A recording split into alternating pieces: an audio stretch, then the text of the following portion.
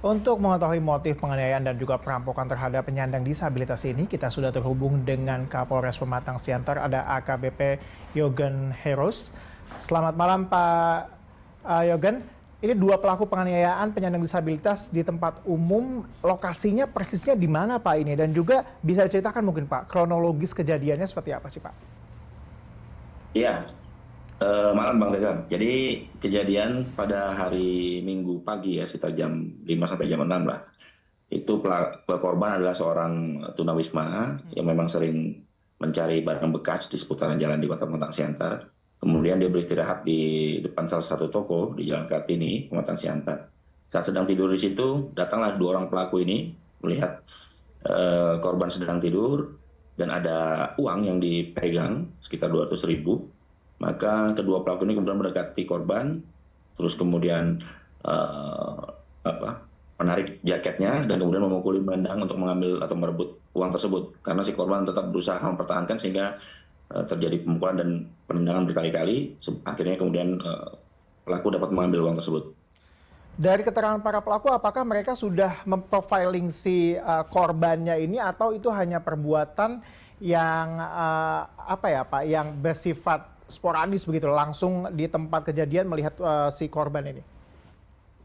Ya, kalau keterangan pelaku hanya kebetulan melihat saja, sedang lewat, melihat, kemudian akhirnya karena ada juga barang dan diduga ada uang juga, makanya pelaku tertarik untuk mengambil tersebut dari korban.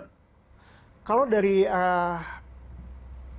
pemeriksaan pihak kepolisian, apakah ini merupakan pertama kali para pelaku ini berbuat demikian, Pak? Ya, kalau dari keterangan pelaku memang pertama kali ya. Namun kalau dari beberapa keterangan warga sekitar, ya sering melihat pelaku ini mencuri dan sebagainya, namun tidak dilaporkan. Nah, kebetulan karena sekarang dia dilakukan juga dengan penganiayaan dan viral, pada saat itu langsung kita gerak cepat untuk menangkap pelaku dan kita lakukan juga tes urin dan ternyata positif. Boleh diceritakan juga Pak, bagaimana kemudian pihak kepolisian menangkap para pelaku ini di mana dan juga bagaimana upaya penangkapannya Pak? Ya, jadi setelah viral di medsos yang kita dapatkan dari media sosial, kemudian saya perintahkan tim untuk bergerak. Satu orang yang berusia lebih muda ya, 13 tahun, kita amankan di seputaran TKP, masih menggunakan baju yang sama. Kemudian yang satu lagi kita amankan di rumahnya Senin pagi ya, jam setengah 10. Gitu. Kalau untuk korbannya bagaimana Pak kondisinya? Apakah juga terluka atau mengalami trauma dan juga di mana saat ini Pak? Ya, untuk korban setelah kita temukan, kita bawa ke rumah sakit untuk dilakukan visum dan perawatan.